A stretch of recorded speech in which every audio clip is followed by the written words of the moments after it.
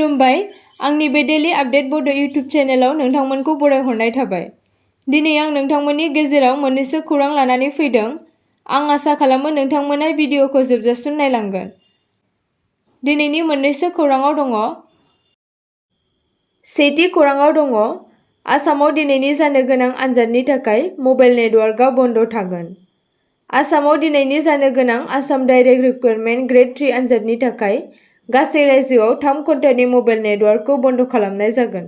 दिनैनि बे आनजादआ फुंनि 10 बाजिनिफ्राय 1 बाजिसिम जागोन। बिनि थाखायनो फुंनि 10 बाजिनिफ्राय लानानै बेलासिनि 1 बाजिसिम गासै रायजोयैनो नेटवर्कखौ बन्द खालामनाय जागोन होनना फोसावदों। दिनैनि आनजादआ मोन 28 जिल्लाफोराव खुंजागोन। आसाम डाइरेक्ट रिक्रुटमेन्ट एग्जामनि ग्रेड 3 नि आनजादआव गासै सा 11,23,204 बिजाथिफोरा आनजाद होगोन। दिनैनि आनजादआव सोरबा सुबुङा नकल हमजायोबा एबा आयेन बेरेखा खामानि मावोब्ला बिजाथिया 3 बोसोर जेल जानांगोन होननाबो फोसावदों। नैथि खौराङाव दङ, त्रिपुरानि उन्दै हिनजावसाखौ हानजा जिनाहारि खालामनाय सानै सुबुंखौ हमदों। त्रिपुरानि पानिसागर महकुमायाव बृहस्पतिबारनि मोनायाव सानै सुबुङा सासे उन्दै हिनजावसाखौ गाज्रि रोखोमै जिनाहारि खालामदोंमोन। पुलिसआ गोख्रै राहा लायो आरो बे मुगैथाव जाथायजों सोमोन्दो थानाय सानै सुबुंखौ खायो। एफआइआरनि बायदिब्ला, हिनजावसाया बृहस्पतिबारखालि बेलासिनि 3:30 रिंगासोआव जायगानि गेलामालनि गलानिफ्राय मोनसे सफ्ट ड्रिंकनि बथल बायनो थाखाय ओंखारलांदोंमोन। जेब्ला बिथांजोआ फैगासिनो दंमोन अब्ला मटर साइकेलजों फैनाय दायनिगिरि सुबुंफोरा बिथांजोखौ मोनसे गोजान जायगायाव लांनाय जादोंमोन, जेराव सानै सुबुङा बिथांजोखौ जिनाहारि खालामदोंमोन। सासे अजद होग्राया बेखौबो बुंदोंमोन दि बिसोरो बिथांजोखौ गोदोना सेरथेना बुथारनो नाजादोंमोन। बिथांजोनि अजदनि सायाव बिथा खालामनानै सानै सुबुंखौ खानाय जादों, जायनि सिनायथिखौ आसमान आली आरो आयाज उद्दीन होनना मिन्थिनाय जादों। 14 आगस्तखालि मोनसे थागिबि हारिनि सासे उन्दै हिनजावसाखौ सानै बैसोगोरा हौवाफोर आरो सानै उन्दै गथ'साफोरा गाज्रि रोखोमै हानजायारि जिनाहारि खालामजादोंमोन। मिन्थिनो मोननाय बायदिब्ला, बे जाथाया गोमती जिल्लानि सिङाव थानाय उदयपुरनि महारानीआव जादोंमोन। पुलिसनि बायदिब्ला, सानै बैसोगोरा सुबुंखौ कर्ण जमातिया आरो मंगल किशोर जमातिया होनना सिनायथि होदों। थामथि खौराङाव दङ, तिनिसुकियायाव नंखाय एनकाउन्टार खालामनायनि थाखाय आसाम पुलिसनि 4 मावख'गिरिनि बेरेखायै एफआइआर होदों। आसाम पुलिसआ फिन खेबसेबाव गावसोरखौ मोनसे नंखाय एनकाउन्टारनि सायाव आयेनारि दान्थे-बिथान्थेयाव जानाय नुनो मोनदों। सादिया पुलिस थानायाव थिसनजानाय एफआइआरआव सादिया जिल्लानि बारग' पुलिस सामलायगिरि एसपि मृणाल डेका, साब इन्सपेक्टर देबाशिश डेकारि, इन्सपेक्टर सिम सिंह ताइमुं आरो Tinsukia assistant police superintendent ASP Bibhas दासनि मुं दङ। साथाम बुथारजानायफोर दिपज्योति नायक, मानुष बरग'हाय आरो बिश्वनाथ बरग'हाय। होजानाय एफआइआरनि बायदिब्ला, एसपि डेका आरो बिथांनि हानजाया 23 दिसेम्बर 2023 मायथाइनि मोनायाव मोनसे गावलायनाय जादोंमोन। भुगिनांनाय सुबुंफोरनि बायदिब्ला, बिसोरखौ गिबियाव आसाम राइफल्सआ आलफा आइनि केडारफोर होनना सन्देह खालामनानै हमदोंमोन आरो उनाव एसपि डेकानि दैदेननायाव आसाम पुलिसनो गथायनानै होदोंमोन। आसाम राइफल्सनि मावख'गिरिफोरजों हाह'गाति हाग्रा टिकाटसिम लांदोंमोन।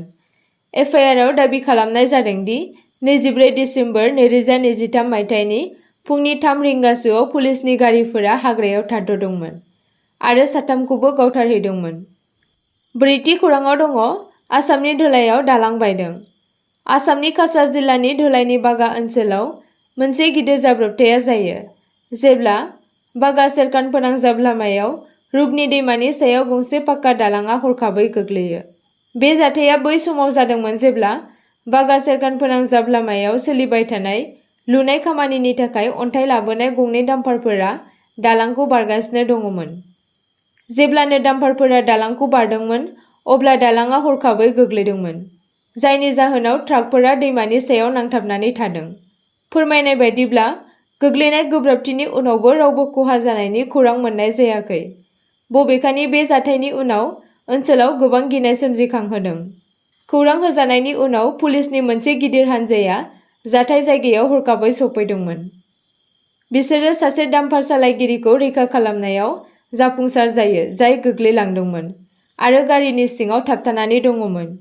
सिलचरनि एमपि परिमल शुक्लबैद्यआ मोनायाव थासारिखौ नायबिजिरनो थावनियाव दावबायहैदोंमोन। बाथि खौराङाव दङ सिपाझाराव इथानल प्लान्टनि जाब्रबथायाव सासेनि जिउ खहा आरो सानैया जोखोम। सुलुंनिफ्राय मिथिनो मोननाय जायोदि कामाख्या बाय'फुएल पिभिटि एलटिडि प्लान्टनि सोलिबाय थानाय लुनाय थावनियाव साथामबो मावग्राफोरा गोरोन्थियै 25 मिटारसो गोजौनिफ्राय गोग्लैदोंमोन। थैनाय खामानि मावग्रानि सिनायथिखौ बरपेटानि सारिफुल इस्लाम आरो जोखोम जानायफोरनि मुंखौ उस्मान गनी आरो निजामुद्दिन होनना मिथिनाय जादों। जाथायनि उनाव बिथांमोनखौ थाबैनो बेजेरा आरो सिपाझारनि सोरखारि देहा फाहामसालियाव थिसननाय जादोंमोन। बे जाथाया मावग्राफोरनि गेजेराव गुलाय-गुजाय सोमजिहोदों। लेबार एक्टनि राहाफोर बायदियै मेकानिकेल मावसाफोरनि थाखाय गोनांथार रैखाथि राहाफोर गैयैनिबो अजद होदों। बिथांमोना बाङाइसिन सावस्रि फाहामारि, हरखाब सुबिदाफोर, सावस्रि आरो साखोन-सिखोननि आंखालनिबो अजद होदोंमोन। मावसाफोरा बोलि जानांनाय खामानि मावग्रानि नखरनि थाखाय आरो जोखोम जानाय मावसाफोरनि थाखायबो गोनांथार खहा सुफुंनो दाबि खालामदों होनना फोरमायदों। द'थि खौराङाव दङ आसाम सोरखारा 2024 रबिबाराव जानो गोनां आसामाव एडिआरइ ग्रेड 3 आरो ग्रेड 4 आनजाद होग्रा सुबुंफोरखौ गुबुन गुबुन आनजाद हैग्रा जायगासिम जेबो हेंथा गैयाजासे सौहैहोनो थाखाय सा-सानजा सीमा रेलवेआ मोननै सरासनस्रा ट्रेन लामाफोरनि सिबिथाय होनायजों लोगोसे गासै मोन 12टा ट्रेनखौ आनजाद होग्राफोरनि थाखाय सिबिथाय होनो फोसावदों। आसामाव ट्रेनफोरा 14 आरो 15 सेप्तेम्बराव आनजाद होग्राफोरनि थाखाय सोलिगोन। बेखौ रोखा खालामनानै होयो दि सुबुंफोरा गावसोरनि आनजादआव जेबो हेंथा गैयालासेनो सौहैनो हागोन। बे सिबिथायनि थाखाय आलिपुरदुवार, बङाइगाव, गुवाहाटी, मरियानी, सिलचर आरो गुबुनफोर बायदि ओनसोलफोराव खारनाय आरो सफैनाय समनि थाखाय गुवारै फोरमायथि होनाय जादों। आसा खालामो नोंथांमोना भिडिअखौ नायनानै मोजां मोनगोन आरो चेनेलखौ लाइक आरो साबस्क्राइब खालामनानै लागोन।